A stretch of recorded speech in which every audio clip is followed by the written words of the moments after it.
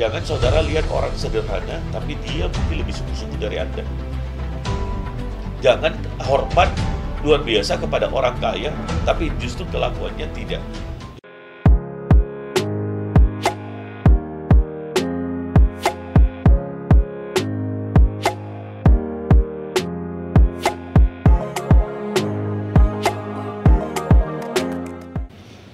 Ya, saya beri tema dalam 3-4 hari ini, yaitu tembok Yeriko.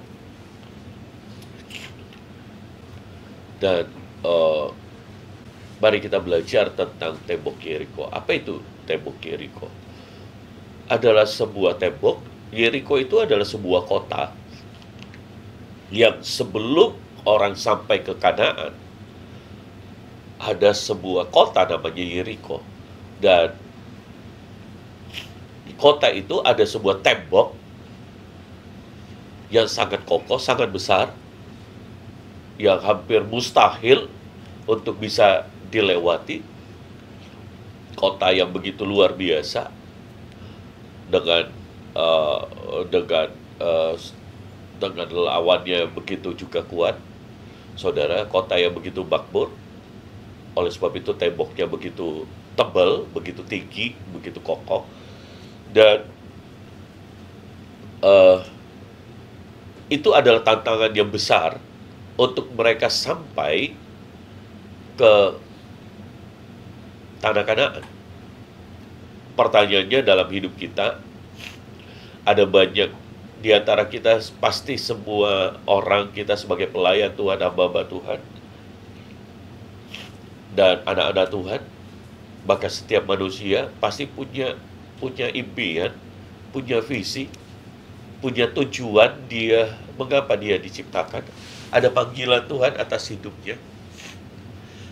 Tapi seringkali orang tidak bisa sampai kepada tujuannya. Mengapa? Karena dia tidak bisa melewati yang namanya tembok Yeriko itu.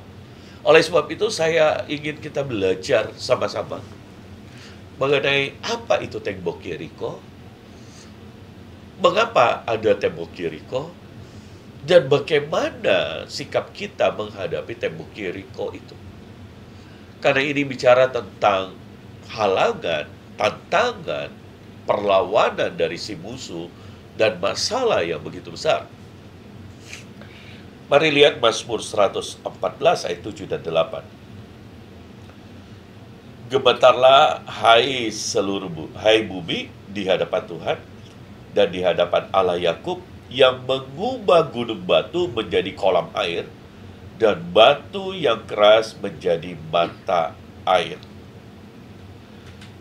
Firman Tuhan berkata, gemetarlah hai bumi. Nah, ini membuat setiap orang di bumi harus punya rasa getar kepada Tuhan. Ini poin yang penting, saudara. Karena seringkali manusia itu ketika dia berhasil, dia lupa siapa Tuhannya. Kemudian bisa saja menyombongkan diri, membanggakan diri. Saudara, merasa tidak butuh Tuhan. Hati saya sedikit menangis karena ya ini di sosial media semua orang juga sudah lihat ya, bukan hanya saya, di mana ada sebuah acara besar dipenuhi dengan artis-artis di Hollywood di malam tahun baru itu, dan memberikan tentang bagaimana pengaruh dampak sosial terhadap bagian orang-orang yang di Hollywood, di Los Angeles, di California.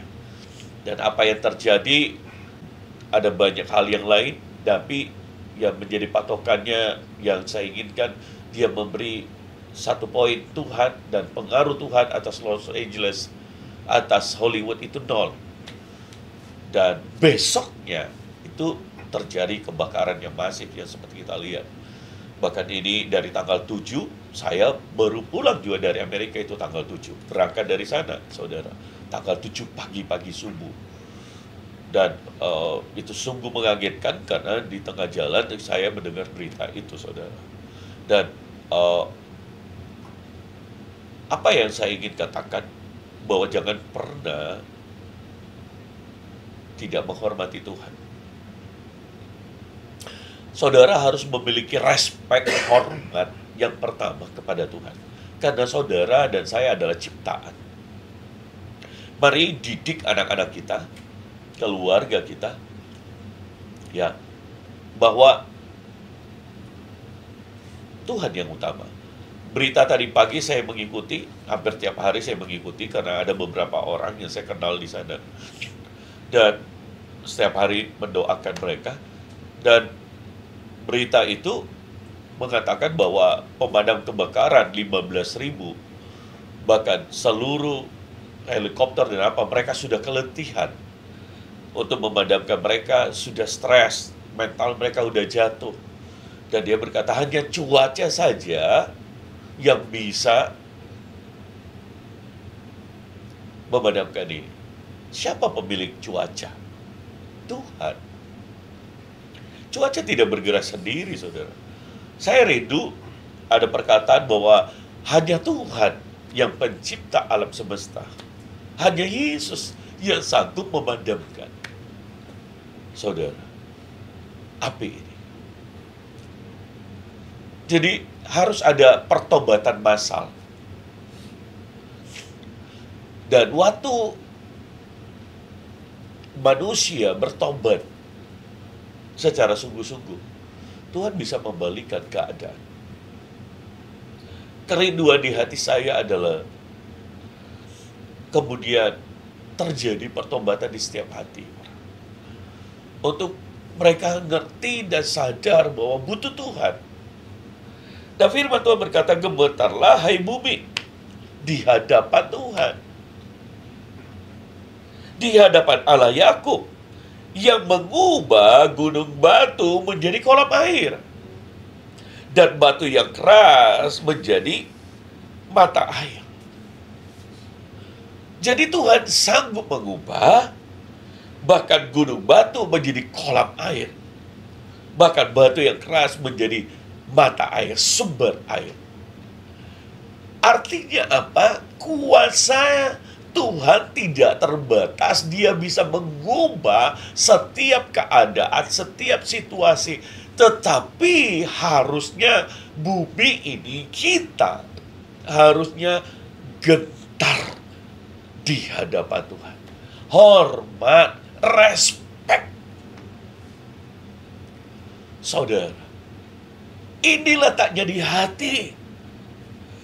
Makanya Tuhan bicara kepada Samuel, Nabi Samuel ketika hendak memilih orang yang menggantikan Saul, karena Tuhan berkata ketika Saul mempersembahkan korban yang begitu banyak dari bangsa Amalek, tapi Tuhan berkata, aku tidak berkenan kepada korban bakaran, korban sembelihan, aku berkenan kepada apa?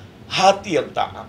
Dan ketika Samuel memilih anak dari Isai, semua kakak-kakak Daud itu begitu luar biasa.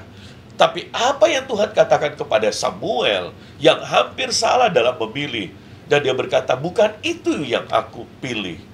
Sebab manusia melihat rupa, aku Tuhan melihat hati. Jadi ini yang penting. Kalau bicara tentang gentarlah bumi di hadapan Tuhan, itu berbicara tentang hati, di dalam hati kita, sikap hati kita. Apakah saudara sungguh-sungguh butuh Tuhan? Apakah saudara sungguh-sungguh gentar kepada Tuhan? Ataukah Tuhan gak penting bagi saudara? Ataukah Tuhan itu nol? Jangan pernah bermain-main dengan itu. Karena Tuhan itu nyata, hidup. Pas sekarang udah terjadi, bagaimana berbaliklah. Saya rindu bahwa justru ada kegerakan yang masif, di mana orang-orang bertobat dengan luar biasa. Ada kegerakan yang masif di mana orang-orang itu memberikan hidupnya, hatinya kepada Tuhan. Berbalik. Ada kegerakan yang masif untuk bangkit sungguh-sungguh di hadapan Tuhan. Karena iblis bisa menyodorkan apa? Kekecewaan, tawar. Tapi jangan pernah pilih hal itu. Karena ini bisa merupakan teguran dan atau bisa juga merupakan ujian. Tergantung masing-masing orang melihat. Tapi yang Tuhan ingatkan kita pagi hari ini, yaitu getarlah hai bumi di hadapan Tuhan. Kita mesti punya sikap hati. Ini menjadi poin yang penting. Di dalam sikap hati saudara, karena Tuhan melihat hati. Kalau kau bermain-main, engkau menganggap Tuhan gak penting, Tuhan lihat hatimu. Makanya Tuhan gak bisa disogok dengan banyaknya harta, kemenangan lewat harta orang Amalek, domba-domba yang begitu banyak, rajanya diarak. Padahal Tuhan berkata, habiskan saudara. Tapi Saul tidak taat. Tahu gak akhirnya apa? Saul dibunuh sama siapa? Bangsa Amalek. Kalau hari itu dia habiskan semua, tidak. Jadi ketidaktaatan selalu ada harga yang dibayar. Oleh sebab itu ketika saudara gentar di hadapan Tuhan, saudara akan belajar takut dan taat kepada Tuhan. Nah, ini poin yang penting. Sebab tanpa itu, saudara akan sulit melihat bagaimana Tuhan bisa mengubah keadaan. Jadi pertobatan itu yang Tuhan tunggu ketika saudara bersalah. Kebaikan Tuhan terlalu banyak. Jangan tunggu saudara sempurna baru melayani. Nggak mungkin. Hanya orang yang sombong yang berkata saya sempurna dan saya mau melayani. Enggak. Yang ada adalah saudara bertobat dan terus disempurnakan. Maria Magdalena, dia tahu bahwa dia adalah perempuan pelacur. Tapi dia menunggu di kubur Yesus. Dan setelah dia bertemu dengan Yesus yang telah bangkit, dia adalah pemberita Injil yang pertama bahwa Yesus sudah bangkit. Anda pasti gak habis. Kenapa bukan raja-raja? Kenapa bukan pembesar-pembesar? Kenapa bukan orang-orang kaya? Kenapa bukan orang-orang yang terhormat dan orang-orang yang luar biasa yang dijumpai oleh Yesus pertama kali? Mengapa Maria Magdalena? Ini loh Tuhan kita. Waktu hatimu berbalik kepada Tuhan dan mengasihi Tuhan sungguh-sungguh, percayalah Tuhan sanggup memakaimu. Hati yang keras, batu itu dijadikan sumber mata air. Saudara, gunung batu menjadi kolam. Tuhan sanggup mengubah keadaanmu. Tuhan sanggup mengubah hatimu. Tuhan sanggup mengubah masalahmu. Tuhan sanggup mengubah keadaanmu. Tuhan sanggup mengubah apa yang hilang di hidup saudara. Tapi yang Tuhan inginkan adalah berubahlah di dalam hati saudara. Getarlah akan Tuhan. Buat kita yang mungkin tidak mengalami, apa yang kita belajar? Jangan sampai kita mengalami baru kita mau bertobat. Saat ini, mari datang pada Tuhan. Tahun ini saya akan kurangi keluar dari kota Makassar. Tidak semasif tahun lalu. Karena di awal tahun Tuhan tiba-tiba berkata, nah, kamu berdoa. Berdiri bagi Indonesia, berdiri bagi kota. Oleh sebab itu, kita adakan menara doa, ya terus berdoa.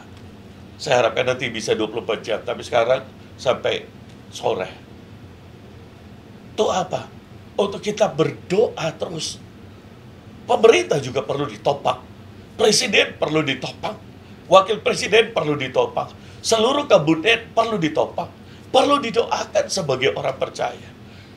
Karena harus ada hikmat Tuhan di dalam pemerintah, baru itu bisa berkenan. Karena kalau enggak, peraturannya bisa semberawut, saudara. Peraturannya bisa tidak sesuai kehendak Tuhan. Oleh sebab itu, kita sebagai orang percaya yang harus mendoakan mereka-mereka yang ada di parlemen, yang ada di legislatif, yudikatif, yang ada sampai ke tingkat-tingkat gubernur, wali kota, bupati, sampai ke DPR, DPRD, sampai ke lurah, ke camat, agar Indonesia kembali kepada jalurnya. Supaya jangan ada teguran dulu. Baru kita ini wise. Perlu kehilangan banyak hal. Baru kita ini. Oh, jangan dipikir saudara bahwa itu hanya bisa terjadi di Amerika. Kalau kita di Indonesia tidak sungguh-sungguh bertobat, tidak sungguh-sungguh, hal itu teguran bisa juga terjadi karena di mata Tuhan semua orang sama. Makanya bangsa ini harus bertobat. Kita harus berjaga-jaga lebih dahulu. Dengan cara apa? Berbalik, bertobat. Ada yang terjemahkan saja di masing-masing hidup saudara. Ada yang terjemahkan saja di masing-masing bagian yang Tuhan tempatkan saudara. Apa yang saya mesti bertobat dan berbalik? Karena harta yang dicari bisa habis, hilang sekejap. Dan Anda bisa bayangkan, kalau orang melakukan dosa karena harta dan kemudian harta itu habis dengan lenyap.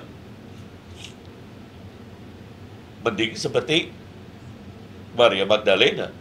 Dia masih bisa beli minyak narwastu dan dia bertobat sebelum waktunya terlambat. Dan dia meninggalkan dosa itu. Tapi kalau habis terbakar semuanya, habis dicuri, habis hilang kesehatan saudara, hilang damai sejahtera saudara, hilang kebahagiaan dalam keluarga saudara, untuk kerjaan. Padahal itu sudah melanggar lagi dari firman Tuhan. Setiap kali Anda melakukannya, Anda berdebar-debar jantung saudara, makanya saudara jantungan, darah tinggi. Berbaliklah.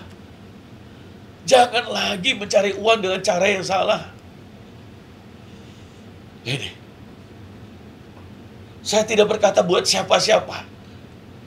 Saya bersyukur bahwa Presiden Prabowo sedang mencanangkan untuk anti korupsi, dan saya berdoa seluruh menteri mendukung, seluruh DPR mendukung, seluruh masyarakat ini hati itu bisa turun ke bawah semuanya, agar Indonesia terhindar dari bencana, agar Indonesia hatinya berbalik pada Tuhan.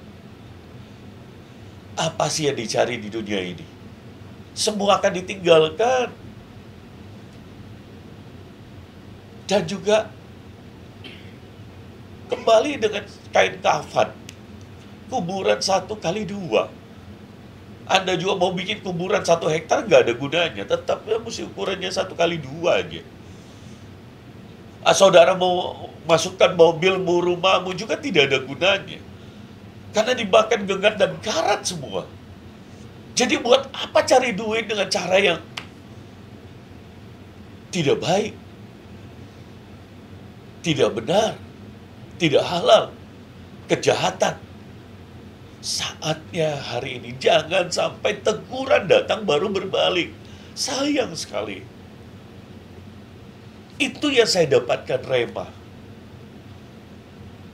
Jadi kita nggak perlu untuk mengalami teguran. Kalau orang diberitahu Tuhan sudah bicara, hamba-hambanya bicara, tidak ada orang yang mau mendengar, firman Tuhan berkata, keledai bisa bicara. Kalau kau tidak mau dengar, alam bisa bicara, bencana. Saudara. Jadi jangan sampai orang tidak gentar kepada Tuhan. Ingatlah baik bahwa kita ini debu tanah liat. Dari debu akan kembali kepada debu, kata Ayub. Tidak ada yang perlu dibanggakan. Semuanya juga sementara.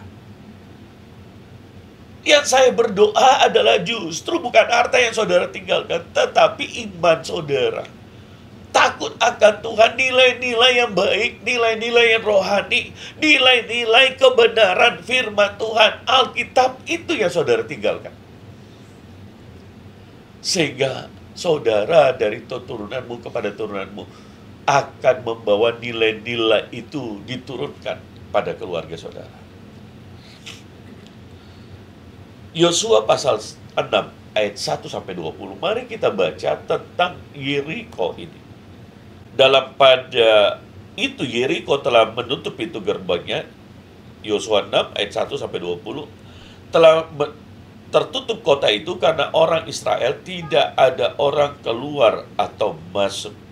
Saudara, jadi waktu orang Israel hendak melewati Yeriko, Yeriko itu langsung sudah tertutup buat orang yang keluar atau masuk. Saudara lihat, kalau kita bicara tentang tembok, itu adalah tembok itu menutup akses orang masuk dan keluar, menutup akses berkat. Jadi itu Yeriko itu bicara tentang penutupan, penghalangan berkat Tuhan. Penghalangan jalan orang. Penghalangan destiny. Penghalangan rencana Tuhan. Ini tembok Yeriko. Bagaimana caranya untuk kita melewati penghalangan itu?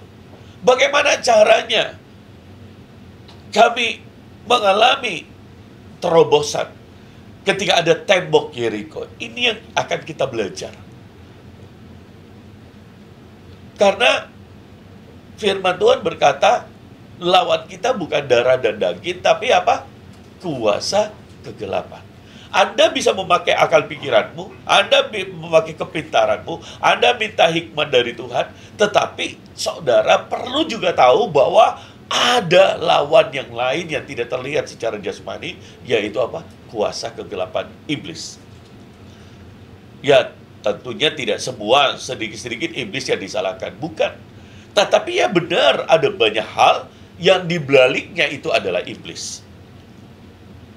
Nah, oleh sebab itu mari lihat saudara, bagaimana caranya Yosua dan bangsa Israel bisa mengalahkan, bisa melewati tembok Yeriko ini. Dan berfirmanlah Tuhan kepada Yosua, ketahuilah, aku serahkan tanganmu Yeriko ini beserta rajanya dan pahlawan-pahlawannya yang gagah perkasa. Jadi yang pertama saudara, ketika saudara mengalami penghalangan, penutupan jalan, akses itu tertutup. Yang pertama, datang kepada Tuhan di ayat yang kedua. Nantikan, dengarkan, cari jawaban dalam firman Tuhan. Ini menjadi poin yang penting. Sebab firman Tuhan adalah sumber jawaban dari setiap masalah saudara. Tuhan bicara kepada Yosua, ketahuilah aku serahkan ke tanganmu Yeriko ini beserta raja dan pahlawan-pahlawannya yang gagah perkasa. Lihat saudara, tadinya Yosua itu hanya ingin lewat dari Yeriko supaya tiba di tanah Kanaan. Tapi Tuhan bukannya ingin memberi dia lewat, tapi dia akan menyerahkan kota itu, rajanya dan pahlawan-pahlawannya. Artinya apa saudara? Lawan jadikan teman. Wah, tadinya lawan jadi pendukung. Wah, itu luar biasa saudara. Ya, dan ini yang penting.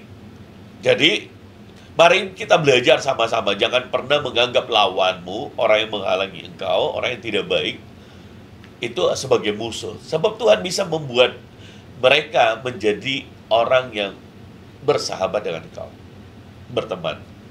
Oh, ini cara Tuhan, saudara. Karena Tuhan juga tidak ingin kita bermusuhan dengan orang. Oleh sebab itu, Tuhan sanggup mengubah lawanmu menjadi teman. Firman Tuhan berkata, engkau akan sehidangan dengan lawan-lawanmu. Nah, itu artinya apa? Didamaikan, saudara. Itu artinya apa? Diberi kemenangan. Itu artinya apa? Lawan menjadi pendukung, saudara. Mensupport Anda. Aku akan berikan raja dan pahlawan-pahlawannya yang gagah perkasa. Ayat yang ketiga, haruskah kamu mengelilingi kota itu? Nah, ini mulai ada instruksi. Bagaimana caranya Tuhan agar itu? Jadi tadi pertama ada janji, ada goalnya.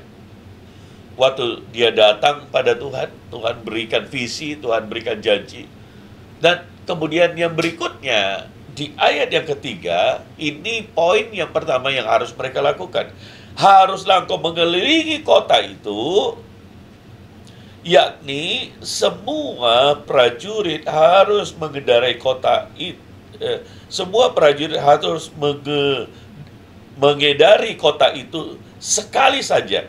Demikianlah harus engkau perbuat 6 hari lamanya. Jadi, langkah yang kedua setelah berdoa, mereka diminta untuk kelilingi tembok itu, kota itu dikelilingi. Sehari sekali.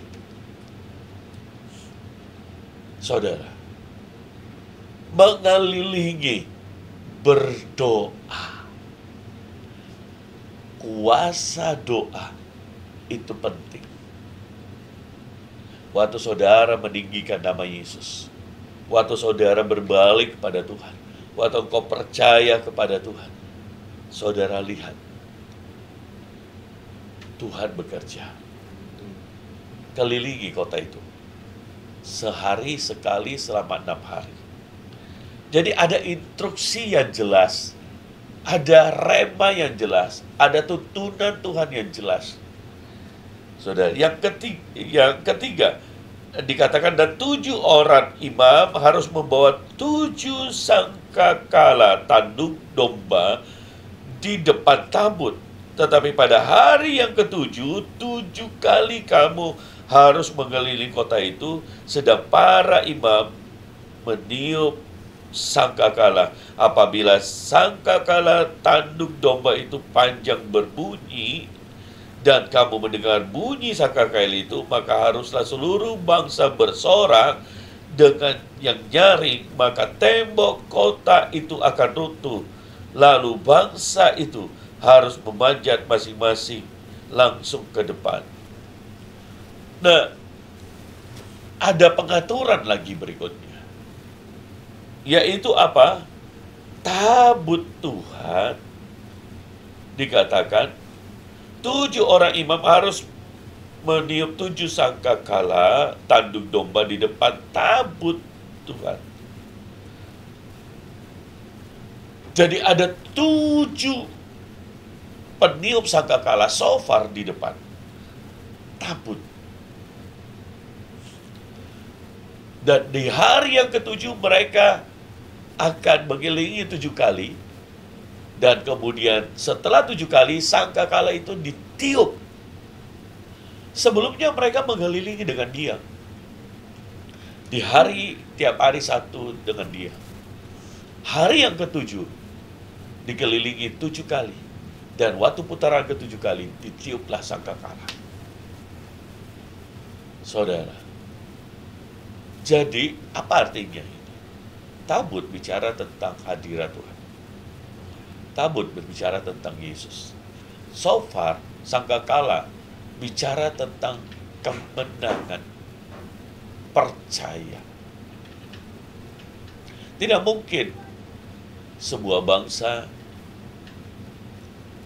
bisa memenangkan peperangan kalau hatinya tidak sungguh-sungguh percaya bahwa Tuhanlah yang memberi kemenangan, Tuhanlah yang ganti berperang.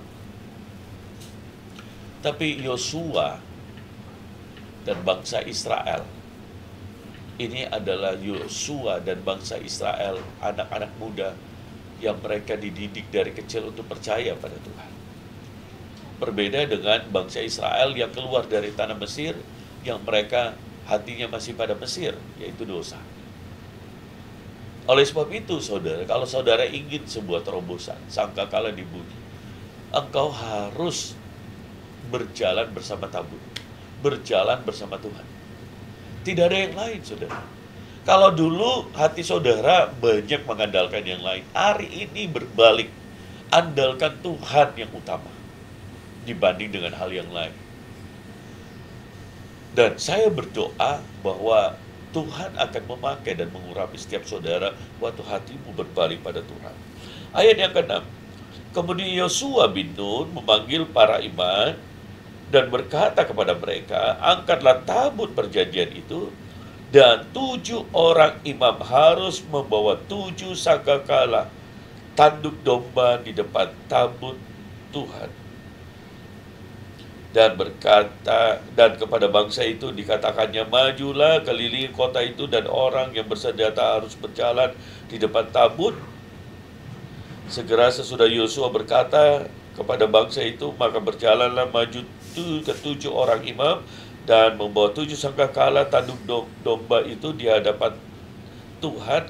Lalu mereka meniup sangkakala, sedang tabut perjanjian itu mengikuti mereka, dan orang-orang bersenjata berjalan di depan para imam yang meniup sangkakala, dan barisan penutup mengikuti tabut itu.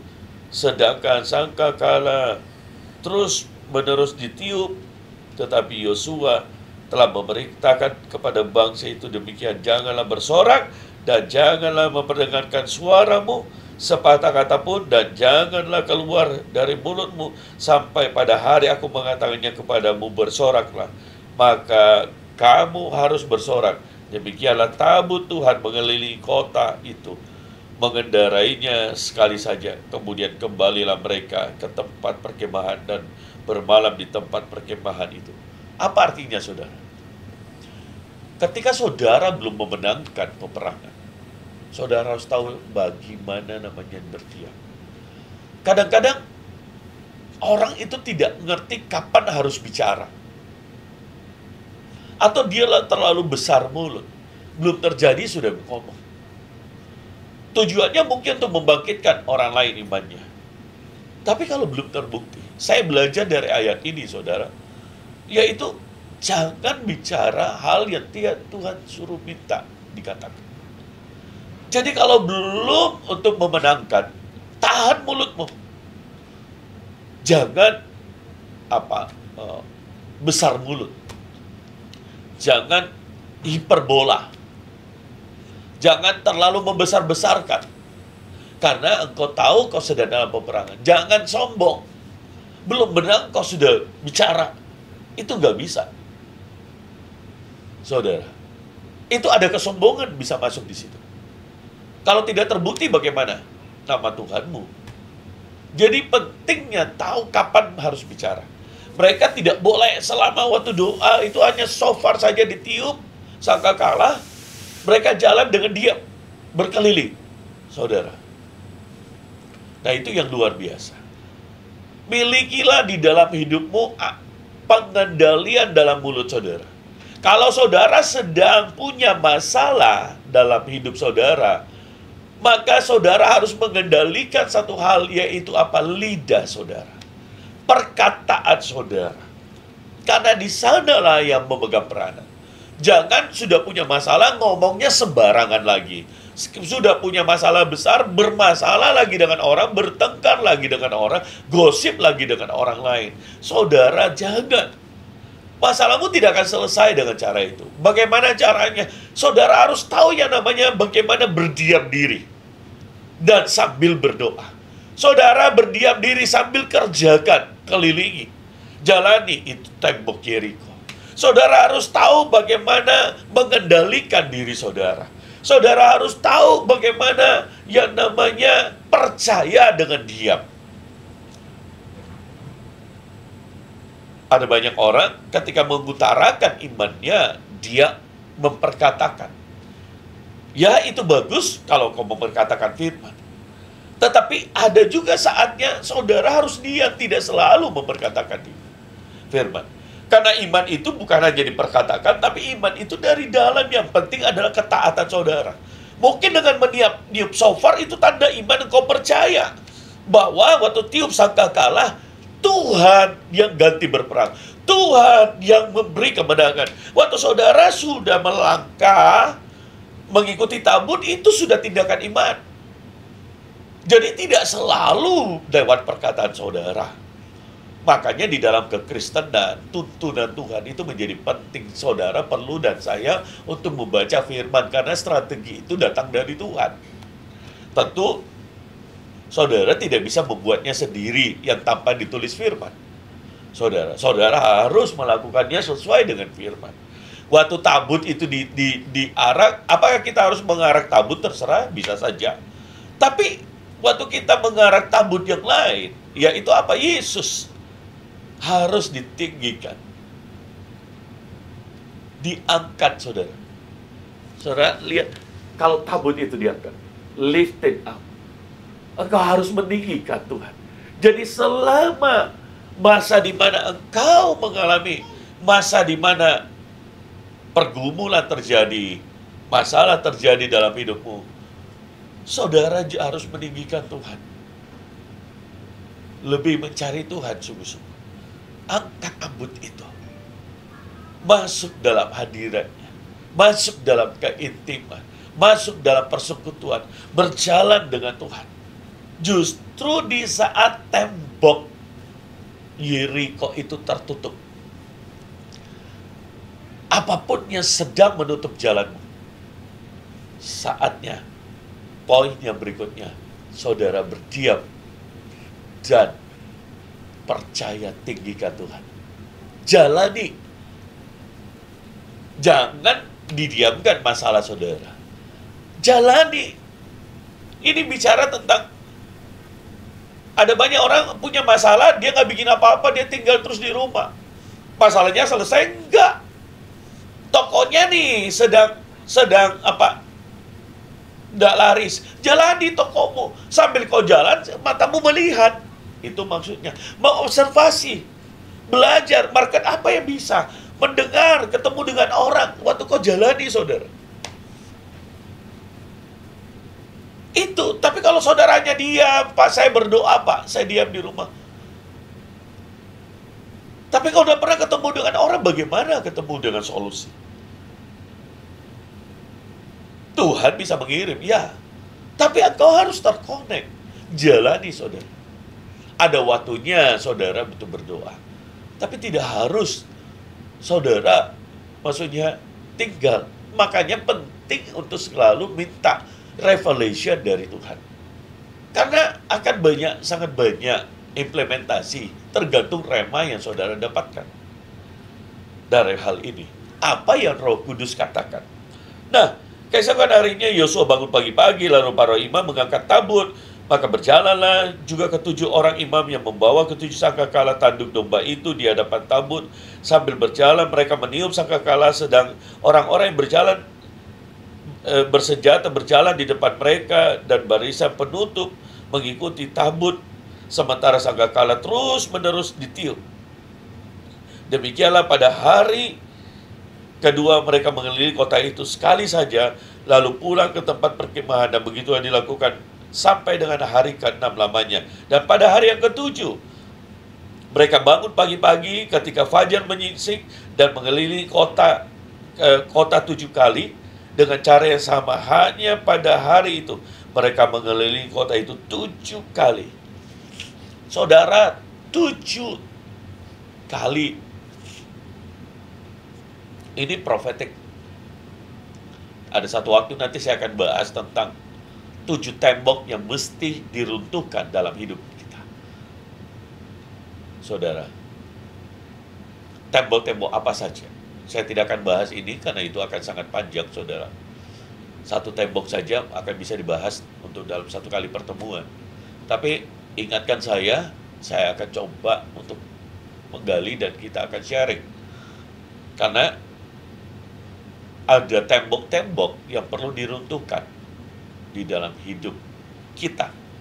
Karena kalau tembok-tembok itu tidak diruntuhkan, tembok-tembok itu akan menghalangi, menutup akses saudara, menutup berkat saudara, membuat engkau terhalang untuk pergi. Baik, saya lanjutkan dengan ini. Saudara bisa bayangkan, hari pertama belum terjadi apa-apa.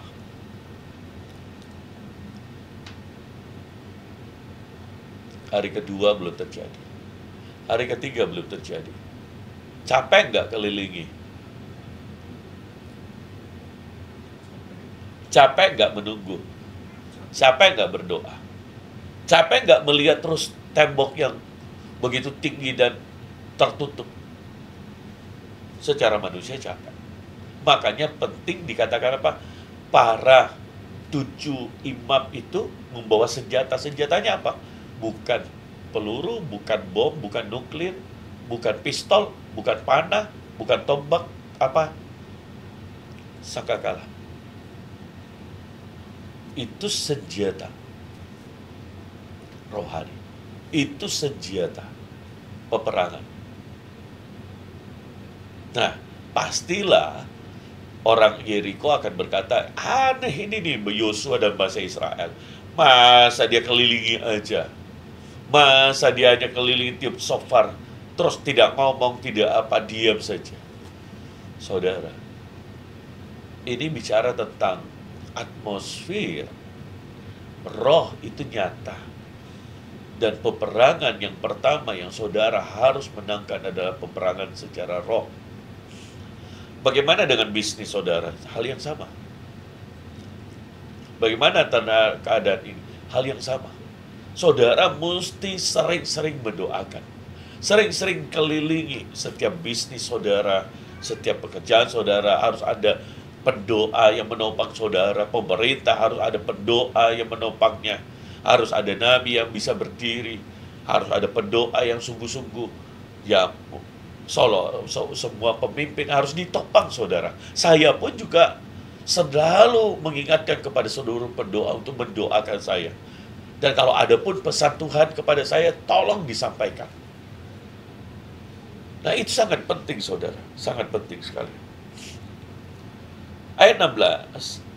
Lalu ketujuh harinya para imam meniup sangkakala, berkatalah Yosua kepada bangsa itu, bersoraklah sebab Tuhan telah menyerahkan kota itu kepadamu. Jadi hari pertama sampai dengan hari ke-6 mereka tetap taat sekalipun belum melihat hasil. Kadang-kadang gini, waktu kita peperangan, hasil yang kita lihat bukan yang di luar, tapi hasil yang kita lihat di dalam sini. Nah, itu pastikan. Jadi kalau posisi peperangan saudara, posisi cara Anda berdoa benar adalah Anda bisa melihat bahwa kerohanianmu bertumbuh. Nah, itu caramu. Tapi kalau kerohanianmu tidak bertumbuh, itu berarti sikapmu, hatimu salah. Cara peperanganmu salah. Saudara bisa mengerti hal ini? Nah, ini yang penting. Karena peperangan kita itu mulai dari dalam. Kalau di dalammu kuat, maka ketika engkau bersorak, karena kau sudah menang di dalam. Jadi perhatikan yang di dalam saudara. Iman saudara, percaya saudara, kesetiaan saudara, hati saudara, ketawaran, kesombongan dan yang lain itu dibongkar oleh Tuhan. Dan Tuhan berikan hati yang percaya, hati yang setia, hati yang sungguh-sungguh. Saudara, itu dirombak Tuhan selama 6 hari, saya percaya itu. Di hati Yosua dan bangsa Israel. Dan ketika dia bersorak di hari yang ke-7, Anda bisa bayangkan mereka udah tunggu nih. Setiap hari mereka menahan diri. Kapan waktunya untuk bersorak? Dan mereka memenangkan itu tiap hari. Dan ketika tiba waktunya dia bersorak, dia akan bersorak. Dan engkau saudara akan lihat kemenangan yang Tuhan berikan. Jadi, saudara harus tahu kapan waktunya bersorak. Kapan waktunya untuk diam. Kapan waktunya untuk berjalan. Kapan waktunya untuk berdoa. Kapan waktunya. Segala sesuatu harus ada waktunya di muka bumi ini. Dan harus Anda melangkah dalam ketepatan. Dan itulah yang membedakan tuntunan Tuhan atau sembrono. Saudara mengikut Tuhan atau mengikut akal pikiran manusia. Itu yang penting. Ayat 16 dulu. Lalu pada hari ke-7 ketika para pemimpin sangkakala, berkatalah Yosua kepada bangsa itu, bersolaklah sebab Tuhan menyerahkan kota ini kepadamu. Nah, ayat 17. Dan kota itu dengan segala isinya akan dikhususkan bagi Tuhan untuk dimusnahkan. Hanya Rahab perempuan sundal itu akan tetap hidup. Ia dengan semua orang yang bersama-sama dengan dia dalam rumah itu. Karena ia telah menyembunyikan orang suruhan yang kita suruh. Tetapi kamu ini, jagalah dirimu terhadap barang-barang yang dikhususkan untuk dimusnahkan, supaya jangan kamu mengambil sesuatu dari barang yang dikhususkan itu setelah mengkhususkannya, dan dengan demikian membawa kemusnahan atas perkemahan orang Israel dan mencelakakannya. Jadi tidak boleh mengambil jarahan. Karena itu semua barang-barang harus dimusnahkan. Harus dikhususkan bagi Tuhan. Bahkan orang-orang harus dibunuh ternyata. Kecuali Rahab yang pengintai itu, yang dikirim, yang tadinya dia perempuan Sunda. Coba lihat, bayangkan, barang-barang yang begitu kelihatan lebih baik, dan satu Rahab perempuan Sunda. Kalau Bapak Ibu Saudara sekalian, yang mana yang saudara simpan? Ayo jujur. Pasti banyak orang, barang-barang itu jangan dimusnahkan. Oh, orang-orang yang pembesar-pembesar itu jangan dibunuh. Ya Rahab lah, perempuan sundal. Dari perempuan sundal ya dibunuh saja. Gak ada artinya dia. Tapi Tuhan itu melihat hati. Makanya hati-hati dalam memperlakukan orang. Jangan saudara lihat orang sederhana, tapi dia mungkin lebih sungguh-sungguh dari Anda. Jangan hormat luar biasa kepada orang kaya, tapi justru kelakuannya tidak. Itu. Jadi maksud saya begini, saya tidak mendiskreditkan orang kaya atau apa. Karena begini, di dunia ini orang terlalu memuja orang kaya. Ya, semua juga ingin diberkati. Tetapi saya punya maksud begini, mari lihat punya pandangan bukan pada yang jasmani, tetapi pada yang rohani. Itu maksud saya. Yeriko begitu diberkati, disuruh musnahkan semua hartanya. Tapi Rahab jangan ya. Nah, itu. Saudara. Rahab jangan ya. Itu. Ayat 18. Dan kamu ini jagalah dirimu terhadap barang-barang yang dikhususkan untuk dimusnahkan, supaya jangan kamu mengambil sesuatu dari barang itu yang dikhususkan itu setelah mengkhususkannya, dan dengan demikian membawa kemusnahan atas perkemahan orang Israel dan mencelakakannya. Segala emas dan perak serta barang-barang tembaga dan besi adalah kudus bagi Tuhan, dan semua itu akan dimasukkan dalam perbendaharaan. Jadi ada hal yang harus dimusnahkan, ada hal yang harus bisa diambil. Lalu bersolaklah 20 bangsa itu dengan segala tiup, segera sesudah bangsa itu mendengar bunyi sangkakala, bersoraklah mereka dengan sorak yang nyaring, maka runtuhlah tembok itu. Lalu mereka memanjat masuk ke dalam kota, dan masing-masing langsung ke depan dan merebut kota itu. Saudara, emas-emas, perak diminta untuk dipersembahkan buat Tuhan. Ambil. Masukkan dalam perbendaharaan Tuhan. Saudara, yang lainnya dimusnahkan, kecuali Rahab. Dan waktu mereka bersorak, firman Tuhan berkata, runtuhlah tembok. Nah, saya ingin berhenti di sini. Begini, strategi doa. Saya akan masuk pada poinnya. Karena ini lebih banyak berbicara tentang doa ya. Jadi Tuhan sudah awalnya mengerahkan Yosua untuk masuk ke dalam tanah Kanaan. Tapi di tengah jalan ada tembok yang menghalangi, yaitu tembok Yeriko. Tuhan sudah memberi strategi untuk bagaimana menjatuhkan tembok itu, meruntuhkan tembok itu.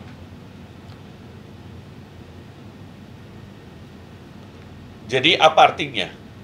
Bahwa Tuhan memberi Anda visi, Tuhan memberi Anda destiny, tetapi juga Tuhan akan memberi Anda strategi.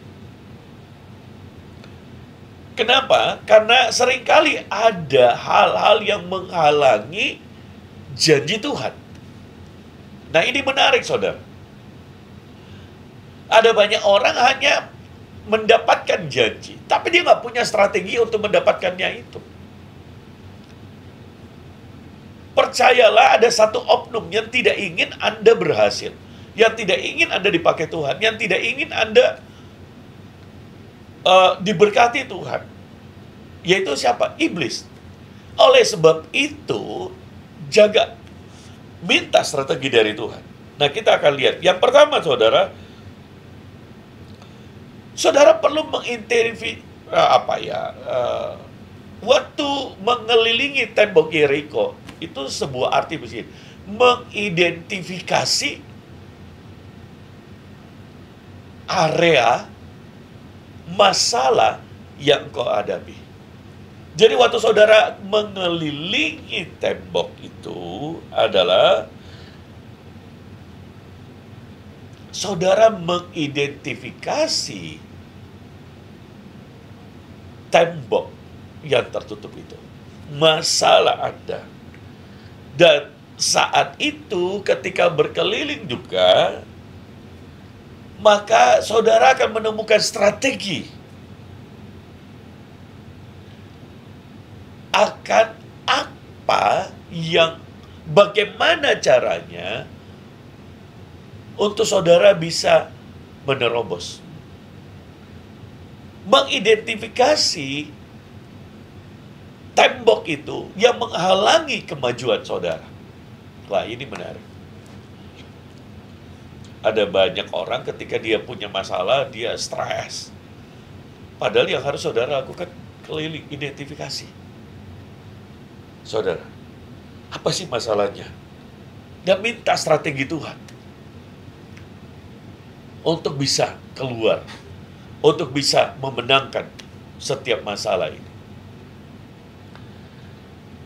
Sebutkan masalah apa, saudara? Saya percaya satu hal begini, saudara. Kalau masalah diujikan oleh Bapamu di surga, itu bisa berupa ujian, itu bisa berupa halangan dari iblis, itu bisa juga merupakan kesalahan saudara. 3 hal ini ya, kesalahan kita, ujian dari Tuhan, dan halangan dari iblis. Tapi itu diizinkan Tuhan. Nah, kalau itu diizinkan Tuhan, berarti Tuhan sudah menyediakan jawaban. Jadi yang pertama adalah saudara identifikasi itu masalahmu. Waktu kelilingi masalah itu, identifikasi apa sih masalahnya, kenapa Anda berhasil, kenapa ada masalah seperti ini. Identifikasi, saudara. Dan waktu saudara mengidentifikasi itu, Anda tidak sendiri, Anda butuh juga mungkin pendapat orang lain. Anda akan mendengar banyak hal di sana. Itu mengidentifikasi, saudara. Buka mata saudara, buka telinga saudara, dengarkan informasi yang ada. Saudara minta hikmat saudara. Saudara perlu untuk mengutus orang untuk mengelilingi dan memberikan jawaban atas hal itu. Yang kedua adalah minta Tuhan strategi untuk supaya tahu bagaimana mengatasi masalah-masalah yang menghalangi kemajuan saudara. Nah, ini bagus ya. Minta strategi dari Tuhan. Ini penting untuk meminta strategi dari Tuhan. Jadi kalau saudara belum mengidentifikasi apa sih yang menyebabkan hal itu menghentikan kemajuan saudara, maka saudara tidak akan tahu pertempuran apa yang sedang kau hadapi, lawan apa yang sedang kau hadapi. Cuma taunya ada masalah, tapi tidak mengidentifikasinya. Jadi bagaimana mau ada strategi? Jadi yang pertama, identifikasi dulu, itu penting. Apa sih yang menghalangi? Problemnya di mana? Jadi kalau saudara tidak mengidentifikasi, saudara mungkin melakukan banyak hal, tapi musuh yang saudara hadapi itu sama sekali tidak tersentuh. Saudara bisa mengerti. Jadi ibaratnya orang melakukan kegiatan, melakukan perlawanan, tapi esensi dari masalah itu tidak tersentuh.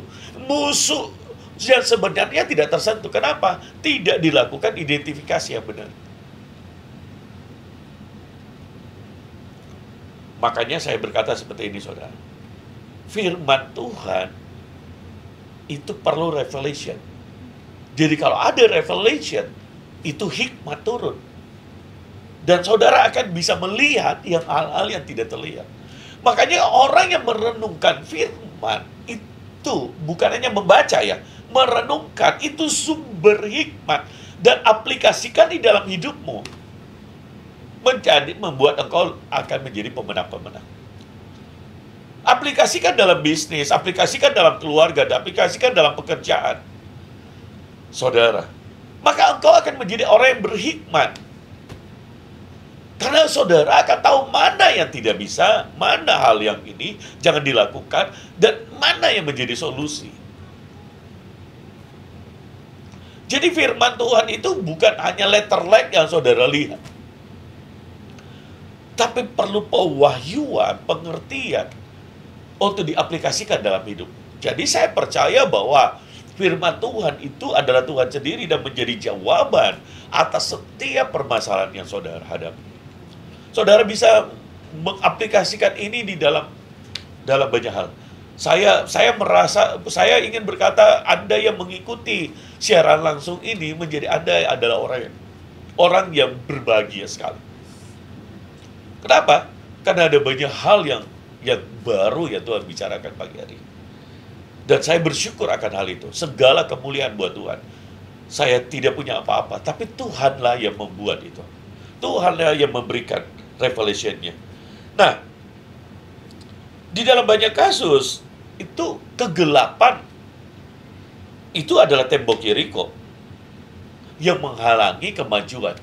Karena Yohanes 10 ayat yang 10 berkata, Yesus datang untuk memberi hidup, memberinya dalam segala kelimpahan, tapi iblis datang untuk mencuri, membunuh, dan membinasakan, menghancurkan. Jadi, tembok Yeriko dalam konteks ini bisa saja di dalam kehidupan saudara itu adalah kuasa kegelapan. Kuasa kegelapan. Saya punya sebuah restoran, Ayam Penyet Pak Comot. Kira-kira 15 tahun yang lalu kami memulai restoran itu. Puji Tuhan sekarang udah berkembang banyak. Ya. Segala kemuliaan buat Tuhan. Tapi hari itu restoran kami di Makassar itu 2 ruko, 4 lantai, dan ramai sekali. Tapi kira-kira 2 bulan kemudian, kalau saya tidak salah ingat karena ini udah lama, ya kira-kira saja, bukan soal waktunya yang penting, tapi setelah itu beberapa bulan, nah kemudian ada satu kali terjadi, saya lagi penginjilan, ditelepon sama ibu, sama istri saya, Pak, kapan pulang? Besok. Kenapa? Ini anak-anak masak nasi semua jadi bubur. Terus masak nasi bau lagi. Masak nasi jadi kuning. Gitu. Sudah ganti tempat, saya sudah ganti berkali-kali. Jadi sekarang bagaimana outlet? Ambil dari outlet lain, karena kita kebetulan di kota itu, hari itu kira-kira ada 3-4 restoran. Diambil nasi dari Pantai Losari, kemudian dikirimlah ke tempat Panakukang itu. Dan puji Tuhan, memang tidak itu. Tapi kan nggak mungkin terus-terus seperti itu. Dan saya berkata, oke, tenang. Tolong kirim pendoa. Pendoa sudah dikirim, tapi belum ada terjadi perubahan.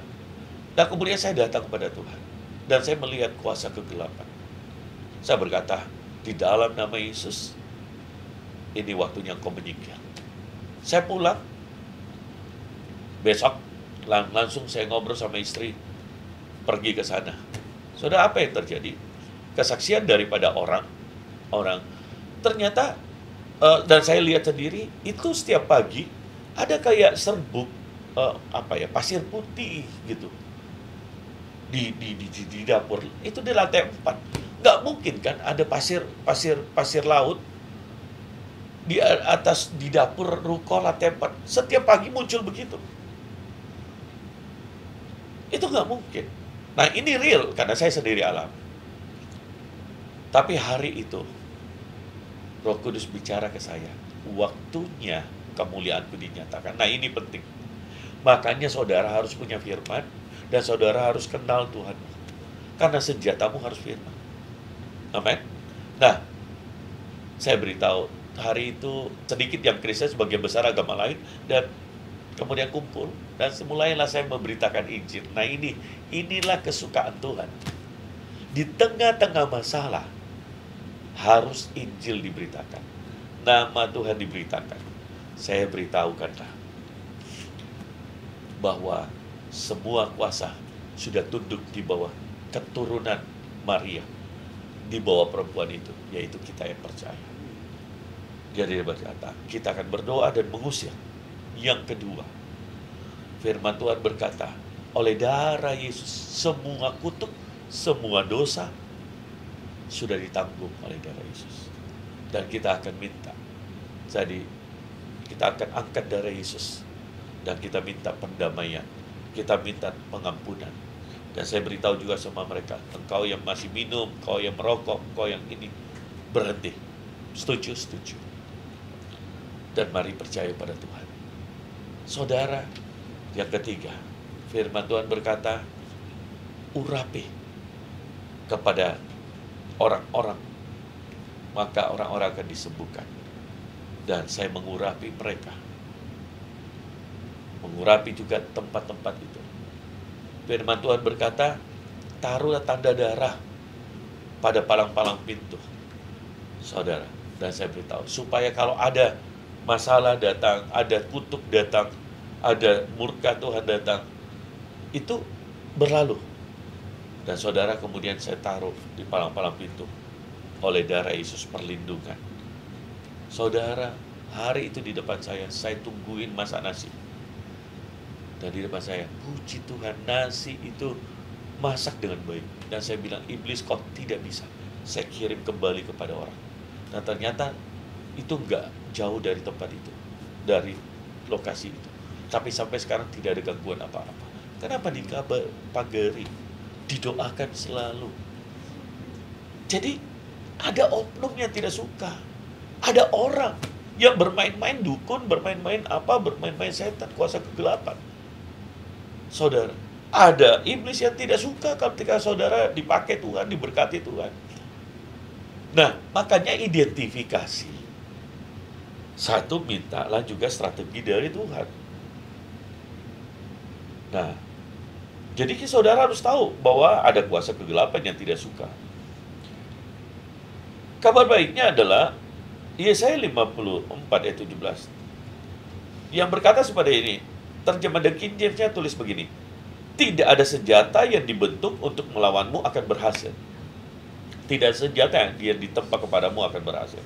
Dan setiap lidah yang akan bangkit melawanmu dalam pengadilan akan engkau kutuk, akan engkau kalahkan.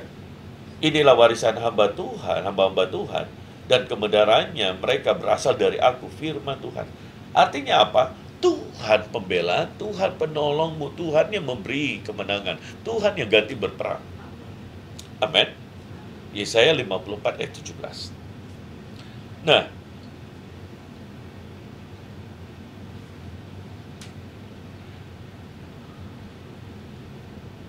jadi jika saudara sebagai anak-anak Tuhan melayani dia dengan tekun, maka saudara punya hak secara hukum.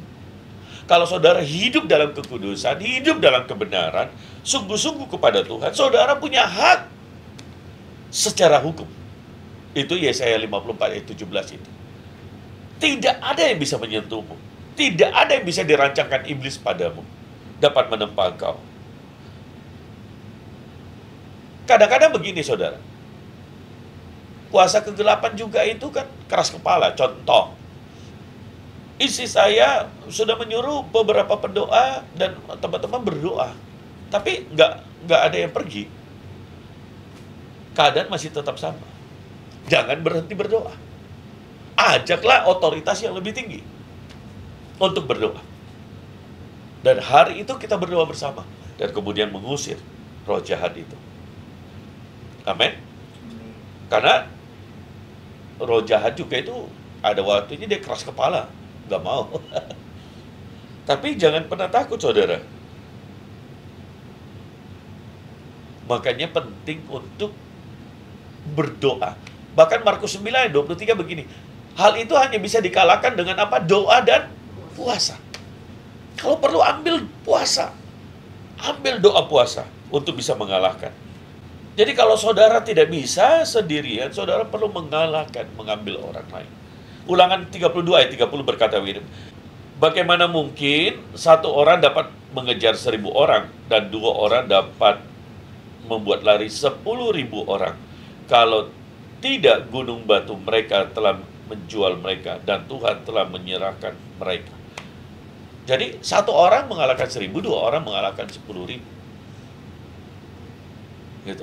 Jadi kalau saudara sendiri nggak bisa, ajaklah berdua orang lain. Gitu. Untuk bisa memenangkan peperangan itu. Jadi Anda bisa meminta pelayan Tuhan yang lain, otoritas saudara, dan kemudian mencari wajah Tuhan bersama-sama. Nah, ini makanya untuk mengalahkan Yeriko, kita sudah belajar hari ini. Dan saya berdoa, strategi Tuhan berikan kepada saudara, cara-caranya, dan saudara akan berkemenangan dalam hal ini. Besok kita akan bertemu lagi di dalam tembok Yeriko bagian kedua, dan saya berdoa saudara sungguh-sungguh mengalami tembok Yeriko itu dihancurkan. Apapun yang menutup aksesmu, menutup berkatmu, menutup jalan saudara, saudara akan mengalami itu. Mari kita mulai, saudara bisa berdoa. Ada banyak hamba Tuhan yang mengikuti live streaming ini. Ada Pendeta Adi dan bersama teman-teman yang lain. Nah, ada Apri Gusti dan yang lainnya. Kita berdoa buat orang-orang. Ada Bayu, minta untuk didoakan supaya dijamah hatinya yang keras, ya. Dan bagi Tuhan tidak ada yang mustahil, tidak ada yang terlalu keras. Tuhan sanggup untuk mengubah setiap kita, ya. Bayu didoakan supaya dari hati yang keras, pahit, sakit hati, sakit mental, MPD, mari kita angkat tangan kita, naikkan pujian.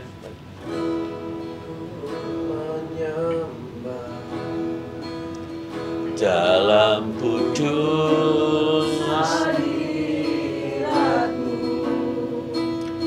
hampiri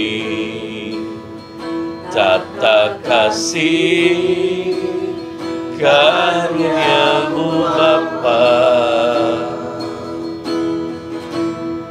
Kekuatanku,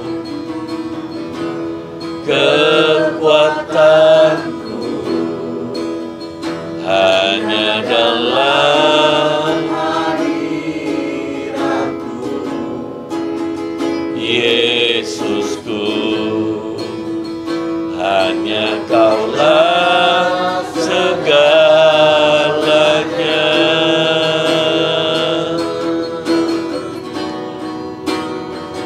Ku yakin Kau hadir di sini, ku rasakan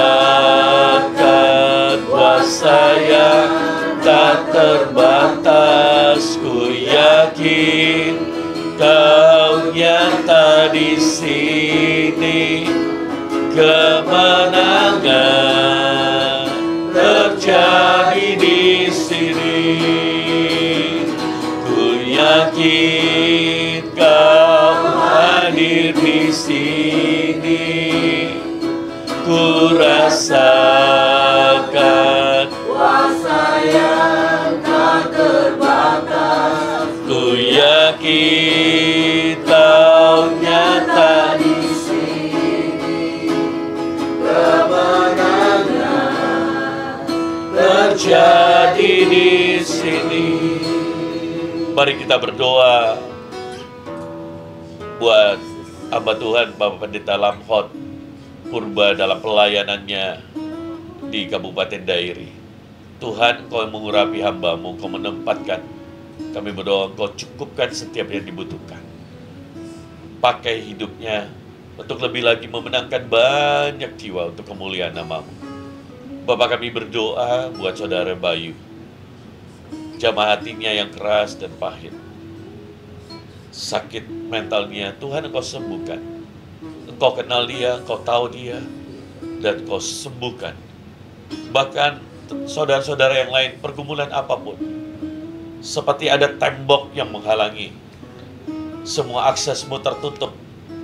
Buat saudara yang mengalami akses saudara tertutup, berkatmu tertutup, kehidupanmu seperti mengalami tembok. Mari angkat tanganmu dimanapun kau berada. Kenapa saya menyuruh Anda angkat tangan?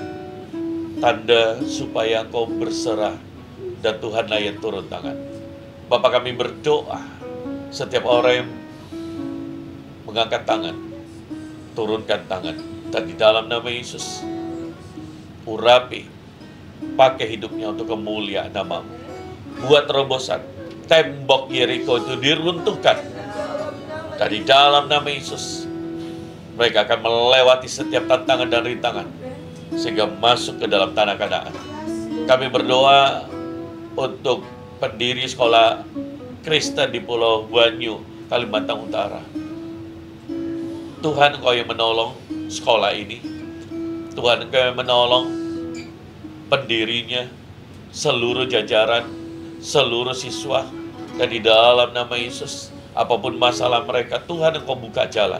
Apapun yang mereka butuhkan, keuangan, fasilitas, dan yang lain, tempatnya mungkin mau dijual, mau diambil, Tuhan, di dalam nama Yesus, Tuhan tolong untuk tidak terjadi. Dalam nama Yesus, Tuhan, Kau yang menyediakan semua berkat, Kau yang buat terobosan, dan kami bersyukur Tuhan. Dan di dalam nama Yesus, dalam nama Yesus, Tuhan urapi, Tuhan berkati, Tuhan pakai. Kami berdoa buat Jane yang punya beban buat sekolah. Tuhan, Kau memberkati hidupnya. Pakai hidupnya untuk kemuliaan nama-Mu. Kau tahu hatinya buat sekolah ini. Kau tahu hatinya, dan di dalam nama Yesus, semua yang dia butuhkan. Tuhan, Engkau sumber berkat. Bapak mau berdoa, open heaven Lord. Terbukalah pintu berkat itu. Turun atas Jane, turun atas sekolah, turun atas guru-guru, turun atas semua yang mereka butuhkan. Dan di dalam nama Yesus, dalam nama Yesus, saudara-saudara juga yang lain Tuhan, jangan pernah putus asa. Tembok Yeriko-Mu sanggup diruntuhkan oleh Tuhan. Mari belajar, dan di dalam nama Yesus. Terima kasih Tuhan, kami bersyukur. Di dalam nama Yesus kami berdoa. Amin. Saudara, kita akan bertemu besok. Khotbah ini akan diedit dan dimasukkan di YouTube Joseph Hendrik Gomulia. Saudara nanti bisa akan lihat dengan tema Tembok Yeriko bagian pertama. Dan saya mungkin dalam bulan ini akan ada terus di sini kalau tidak ada halangan, ya. Dan doakan saudara supaya mana yang baru setiap pagi. Kalau saudara diberkati, bisa subscriber, bisa juga bagikan kepada orang lain. Saya jarang-jarang minta, tetapi karena banyak orang yang diberkati, silahkan saudara. Dan terima kasih buat orang-orang yang diberkati, yang sudah mensubscriber, bahkan memberi gift, ya saudara, dipakai untuk kemuliaan nama Tuhan. Baik, saya pamit undur diri sekarang. Selamat bekerja, selamat bertugas. Tuhan memberkati kita semua. Sampai jumpa besok pagi, jam 7.30 WITA. Ya, Indonesia Tengah. Kita akan nyembah Tuhan sama-sama. Kita berdoa. Kalau saudara masih punya ada pokok doa, silakan ditulis. Karena nanti orang-orang yang tim doa akan mendoakan, saya akan mendoakan buat saudara selepas tayangan ini. Baik, sampai jumpa besok hari. Tuhan Yesus memberkati. God bless you.